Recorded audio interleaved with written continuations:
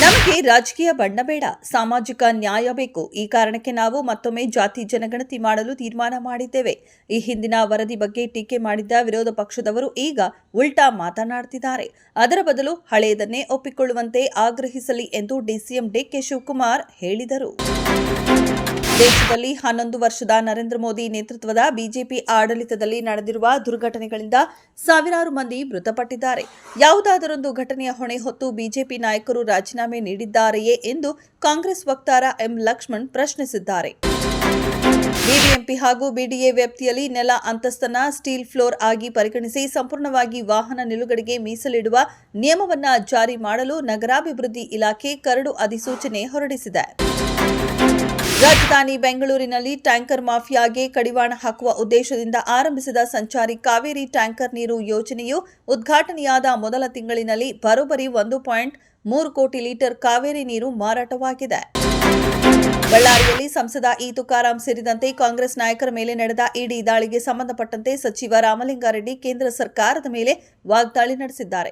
IT, ಇಡಿ ದಾಳಿಗಳೆಲ್ಲವೂ ಕೇವಲ ಕಾಂಗ್ರೆಸ್ ನಾಯಕರ ಮೇಲೆ ಮಾತ್ರ ನಡೆಯುತ್ತದೆ. ಬಿಜೆಪಿಯ ಯಾವ ನಾಯಕರು ಭ್ರಷ್ಟಾಚಾರ ಮಾಡಿಲ್ವೇ?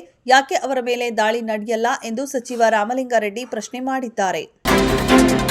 ವಂಚನೆ ಪ್ರಕರಣದಲ್ಲಿ ಆರೋಪಿಯಾಗಿದ್ದ ಮಹಾತ್ಮ ಗಾಂಧಿ ಮರಿಮೊಮ್ಮಗಳಾದ ಲತಾ ರಾಮ್ ಗೋಬಿನ್ಗೆ ನ್ಯಾಯಾಲಯ 7 ವರ್ಷ ಜೈಲು ಶಿಕ್ಷೆ ವಿಧಿಸಿದೆ. ಇದಕ್ಕೂ ಮುನ್ನ 50,000 ರಾಂಡ್ ಮೌಲ್ಯದ ಜಾಮೀನಿನ ಮೇಲೆ ಆಕೆಯನ್ನು ಬಿಡುಗಡೆ ಮಾಡಲಾಗಿತ್ತು. ಈಗ ಆರೋಪ ಖಚಿತಗೊಂಡ ಬಳಿಕ ಜೈಲು ಶಿಕ್ಷೆ ಪ್ರಕಟವಾಗಿದೆ.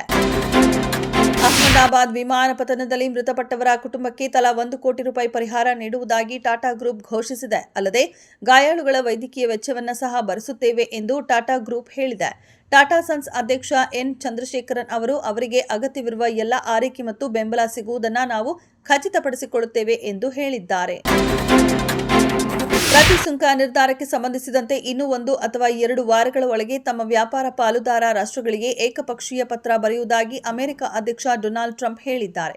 ಭಾರತ ಸೇರಿದಂತೆ ವಿವಿಧ ರಾಷ್ಟ್ರಗಳ ಮೇಲೆ ಭಾರೀ ಪ್ರಮಾಣದ ಪ್ರತಿ ಸುಂಕ ವಿಧಿಸಿ ಅದರ ಅನುಷ್ಠಾನಕ್ಕೆ ಜುಲೈ 9ರವರೆಗೆ ಟ್ರಂಪ್ ಗಡುವು ನೀಡಿದ್ದರು. ಭಾರತ ಮತ್ತು ಇಂಗ್ಲೆಂಡ್ ನಡುವೆ 5 ಪಂದ್ಯಗಳ ಟೆಸ್ಟ್ ಸರಣಿ ಕೆಲವೇ ದಿನಗಳಲ್ಲಿ ಆರಂಭವಾಗಲಿದೆ. ಆದರೆ ಟೆಸ್ಟ್ ಸರಣಿ ಆರಂಭಕ್ಕೂ ಮುನ್ನವೇ ಎಂದಿನಂತೆ ಇಂಗ್ಲೆಂಡ್ ತಂಡದ ಮಾಜಿ ಆಟಗಾರ ಮೈಕಲ್ ವಾನ್ ಮಾತಿನ ದಾಳಿ ಆರಂಭಿಸಿದ್ದಾರೆ. ಗೋಲ್ಡನ್ ಸ್ಟಾರ್ ಗಣೇಶ್ ನಟನೆಯ ಪಿನಾಕ ಸಿನಿಮಾ ಚಿತ್ರೀಕರಣ ಭರದಿಂದ ಸಾಗುತ್ತಿದೆ. ಭರ್ಜರಿ ಸೆಟ್ ಹಾಕಿ ಚಿತ್ರದ ಪ್ರಮುಖ ದೃಶ್ಯಗಳನ್ನು ಸೆರೆಹಿಡಿಯಲಾಗುತ್ತಿದೆ. ನೆಲಮಂಗಲ ಬಳಿಕ 6 ಎಕರೆಯ ಪ್ರದೇಶದಲ್ಲಿ ಅದ್ದೂರಿ ಸೆಟ್ ಹಾಕಿ 500 ವರ್ಷಗಳ ಹಿಂದಿನ ದೇವಗಿರಿ ಎಂಬ ಸಾಮ್ರಾಜ್ಯವನ್ನ ನಿರ್ಮಾಣ ಮಾಡಲಾಗಿದೆ.